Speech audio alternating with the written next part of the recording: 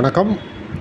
இன்றைக்கி பார்த்திங்கன்னா பேங்கிங் செக்டாரில் ஹெச்டிஎஃப்சி பேங்க் பங்கு உயருகிறது. 822 ரூபா, 2.61% ஹை. அதே சமயம் கோட்டாக் பேங்க் சரிகிறது, 3.46% டவுன், 383 ட்ரேட் ஆகிட்டுருக்கு. எதனால் இந்த சரிவு, எதனால் ஒரு பங்கு ஏற்றம், எதனால் ஒரு பங்கு சரிவு அப்படின்னு எங்கள் தமிழ் பங்குச்சந்தை நிலவரம் ஃபேஸ்புக் பேஜில் இதற்கான ஒரு கட்டுரையை போட்டிருக்கிறேன், பாருங்கள். ஹெச்டிஎஃப்சி வங்கி மற்றும் கோட்டக் மஹிந்திரா வங்கி ஆகியவற்றின் இன்றைய மாறுபட்ட நகர்வுகளுக்கு அவற்றின் ஏப்ரல் ஜூன் காலாண்டுக்கான Q1 தற்காலிக வணிக புள்ளி விவரங்களும் ஒரு முக்கிய தலைமை மாற்றமும் தான் நேரடி காரணங்கள் ஆகும். அதன் விரிவான விவரங்கள் கீழே. 1. ஹெச்டிஎஃப்சி வங்கி உயர்வதற்கான காரணங்கள். தனது முதலாவது காலாண்டு வணிக புள்ளி விவரங்களில் Q1 பிஸ்னஸ் அப்டேட் ஒரு வலுவான மற்றும் சீரான வளர்ச்சியை பதிவு செய்துள்ளதால் முதலீட்டாளர்கள் மத்தியில் ஏற்பட்டுள்ள நிம்மதி காரணமாக ஹெச்டிஎஃப்சி பங்கு இன்று நல்ல ஏற்றம் கண்டு வருகிறது.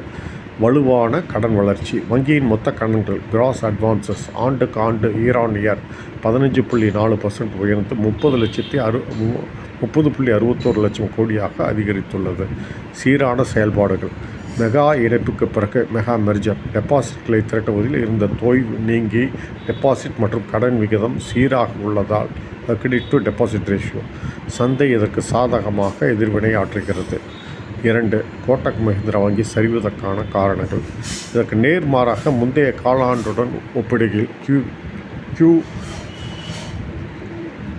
குவார்ட்டர் சில முக்கிய புள்ளி விவரங்கள் சரிவை சந்தித்துள்ளதாலும் வரவிருக்கும் தலைமை மாற்றத்தாலும் கோட்டக் வங்கி நிஃப்டி 50 குறியீட்டில் அதிக நஷ்டமடைந்த பங்குகளில் ஒன்றாக வர்த்தகம் ஆகிறது.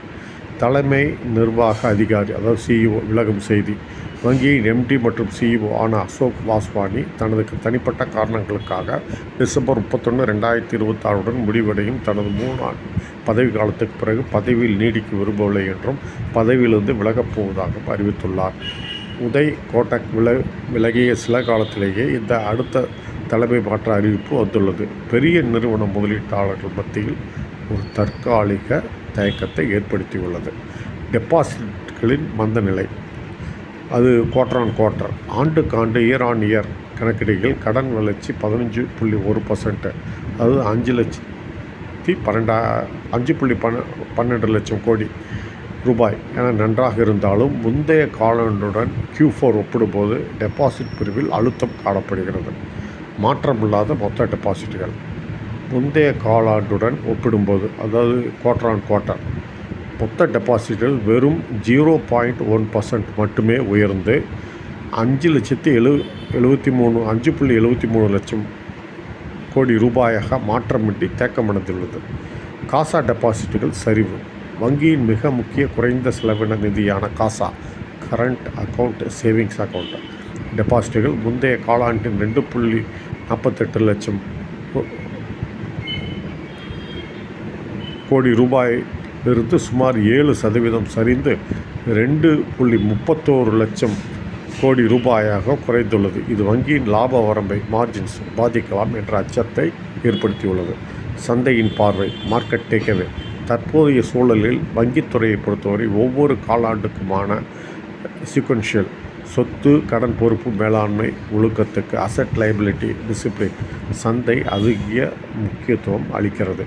ஹெச்டிஎஃப்சி வங்கியின் சீரான செயல்பாடுகள் அதன் பங்குகளை உயர்த்தியுள்ளன. அதே வேளையில் கோட்டக் வங்கியின் மந்தமான டெபாசிட் வளர்ச்சி தலைமை மாற்றம் தற்காலிக லாப பதவியேற்கத்துக்கு வழிவகுத்துள்ள ப்ராஃபிட் புக்கிங். இதுதான் இந்த கட்டுரையோட சாராம்சம். எங்களது யூடியூப் வீடியோவை சப்ஸ்கிரைப் செய்யுங்கள். பெல் ஐக்கானை அழுத்துங்கள். பெல் ஐக்கானை அழுத்துவதும் புதிய வீடியோக்கள் போடும்போது உங்களுக்கு நோட்டிஃபிகேஷன்ஸ் வந்துவிடும். எங்களது வீடியோ பிடித்திருந்தால் லைக் செய்யுங்கள், கமெண்ட் செய்யுங்கள் மற்றும் உங்களது நண்பரிடம் ஷேர் செய்யுங்கள். நன்றி, வணக்கம். மீண்டும் அடுத்த வீடியோவில் சந்திப்போம்.